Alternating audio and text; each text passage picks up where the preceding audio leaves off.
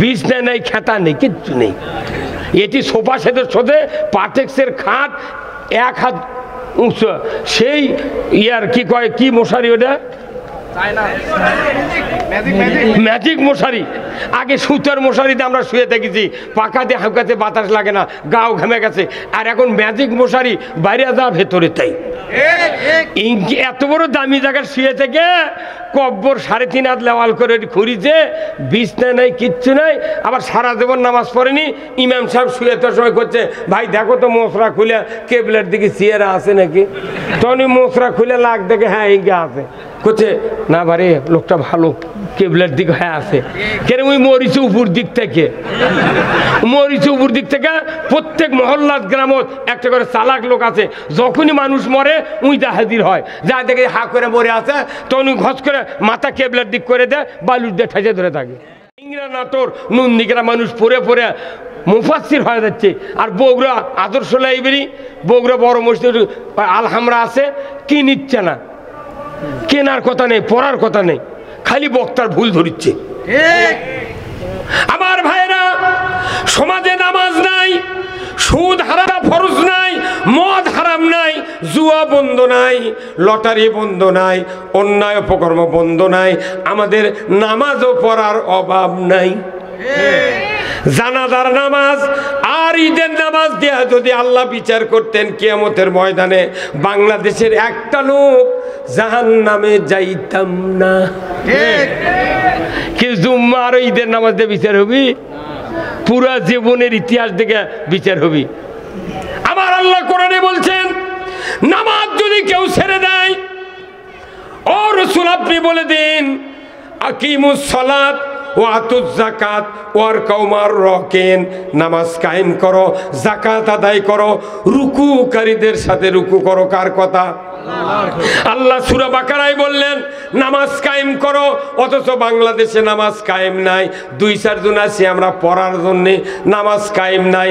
কিন্তু আমার আল্লাহ বলেছেন, দুনিয়ার কোনো জনগোষ্ঠী, কোনো ইমাম, কোনো বক্তা, কোনো মুফাসসির, কোনো দল, কোনো কেউ নামাজ কায়েম করতে পারবে না। নামাজ কায়েম করবে একমাত্র একটা শক্তি, আল্লাহ নিজেই বলছেন সূরা হজের 41 নম্বর আয়াতে, আল্লাযীনা ইম্মাক্কান্নাহুম ফিল আরদ আকামুস সালাতা ওয়া আতাউজ যাকাতা ওয়া আমারু বিল মারুফ ওয়া নাহাউ আনিল মুনকার ওয়া লিল্লাহি আকিবাতুল উমুর। জোরে কন্না মারহাবা। আমার আল্লাহ বলেছেন, ও মুসলমান, যদি তুমি কোনো ভূখণ্ডের প্রধানমন্ত্রী হও, সরকার হও, প্রেসিডেন্ট হও, ক্ষমতায় যাও, তুমি যদি ভূখণ্ডের দায়িত্বভার হাতে পাও, 4টা আইন চালু করবে। 1 নম্বর নামাজ কায়েম করবে, 2 নম্বর যাকাত আদায় করবে, 3 নম্বর ন্যায়ের আদেশ করবে, 4র্থ নম্বর অন্যায়ের নিষেধ করবে।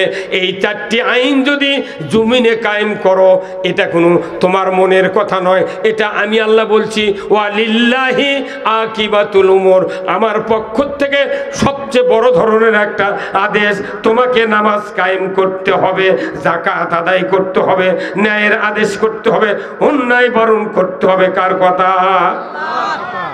যত সরকার 54 বছরে 17টা প্রধানমন্ত্রী গেছে, কেউ কি হিন্দু আছিল? ধুতি পরা? কেউ মারোয়ারি? তোরা তো সকলে মুসলমান কয়, হজ করছি, তাহাজ্জুদ পড়ি, কোরআন পড়ি, আবার পড়লেও যায়। কোথায় মুসলমান? নামাজ যদি কায়েম সরকার করত, আমার দেশে একটা বক্তা জেলের কাঠগড়ায় দাঁড়াতে হতো না। আমরা নামাজ কায়েমের কথা সরকার দায়িত্ব দিয়েছে, আল্লাহ তাআলা সরকারকে দায়িত্ব দিয়েছেন নামাজ কায়েম করো। এই কথা যখন আমরা বলি, তখন বলে তোমরা রাজনীতি করো কে? যে ইসলামে রাজনীতি নাই, এটা প্যারালাইসিস ইসলাম, এটা হলো হিজরা ইসলাম। ইসলাম আছে, রাজনীতি নাই। তাহলে রাসূলুল্লাহ আবু জেহেলের সাথে রাজনীতি করেছেন, মুসা আলাইহিস সালাম ফেরাউনের সাথে রাজনীতি করেছেন, ইব্রাহিম আলাইহিস সালাম তাম পৃথিবীর বাদশা নমরুদ তার সাথে রাজনীতি করেছেন। আজকে সবাই রাজনীতি মুখর, গ্রামগঞ্জে বাড়ি বাড়ি রাজনীতিবিদ এত তৈরি হয়ে গেছে মাশাআল্লাহ। বর্তমানে বাংলাদেশে রাজনীতি মানুষ বোঝার কারণে আমাদের রাজনীতির বক্তৃতা দেওয়া সহজ হয়ে গেছে।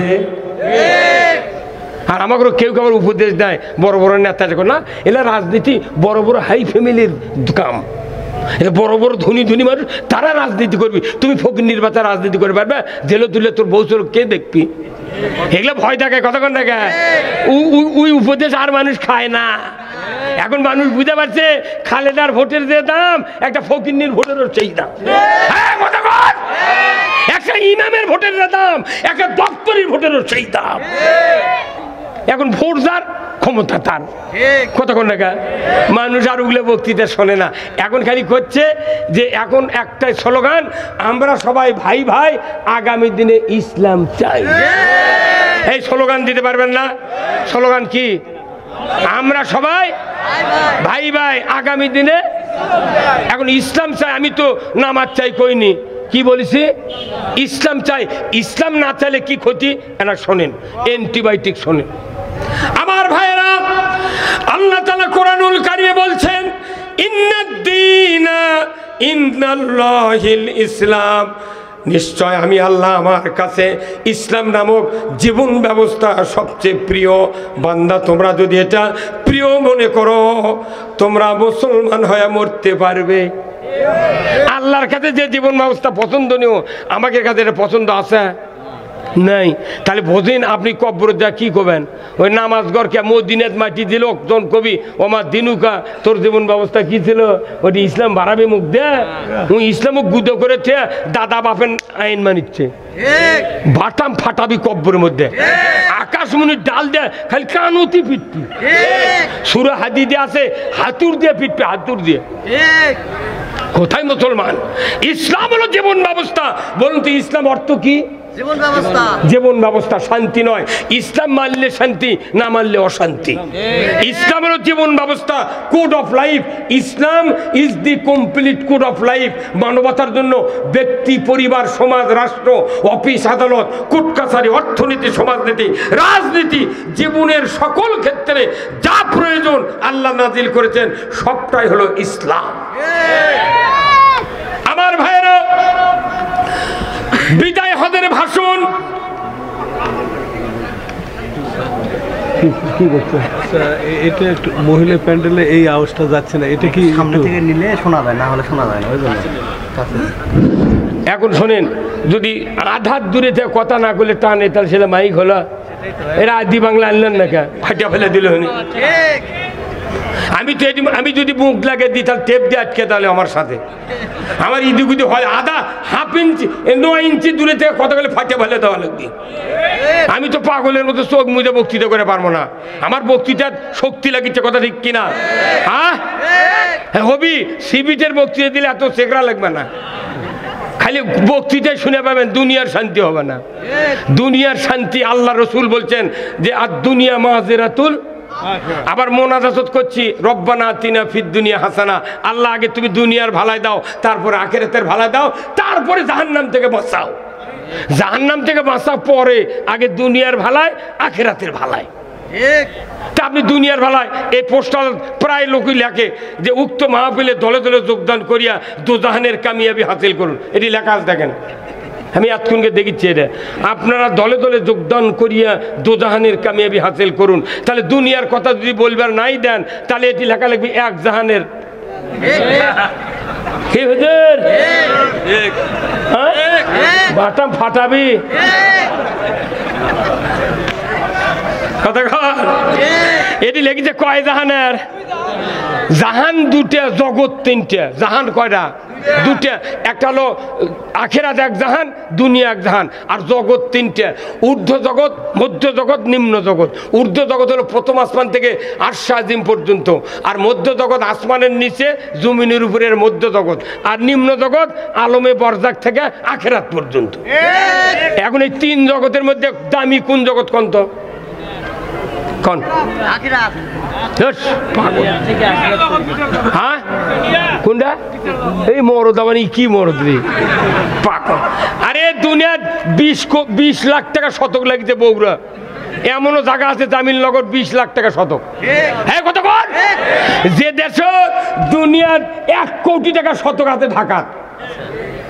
1 কোটি টাকা ইটু মেডিকেলের সামনে ওদের নাচ গার্ডেন নাই, ওটি জানে 1 কোটি টাকা শতক।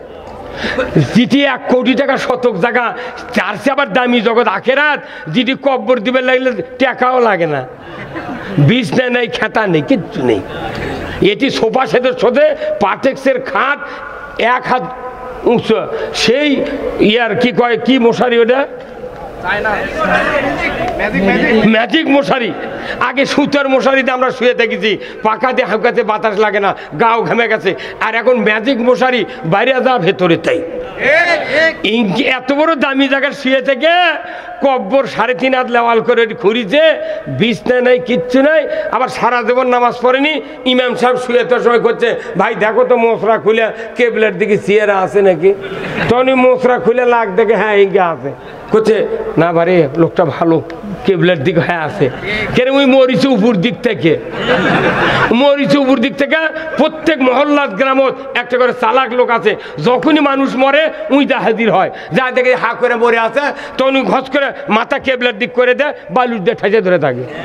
10 মিনিট পর যখন ছেড়ে দেয়, যখন শরীর শক্ত হয়ে যায়, তখন তার ঘুরছে না, তখন গায়ের মোটমোট খবর পাওয়া যায়, করছে ওরে লোকটার ভাগ্য ভালো রে, কেবলের দিকে মরে আছে রে। কেন ওই কেবলের দিকে মরছে, ওই 400 লটারি কিনছে রে, ওই রাজ্জাক মামার লটারি 400 লটারি কিনছে, এই কোনোদিন কেবলার দিকে হয়ে মরতে পারে না।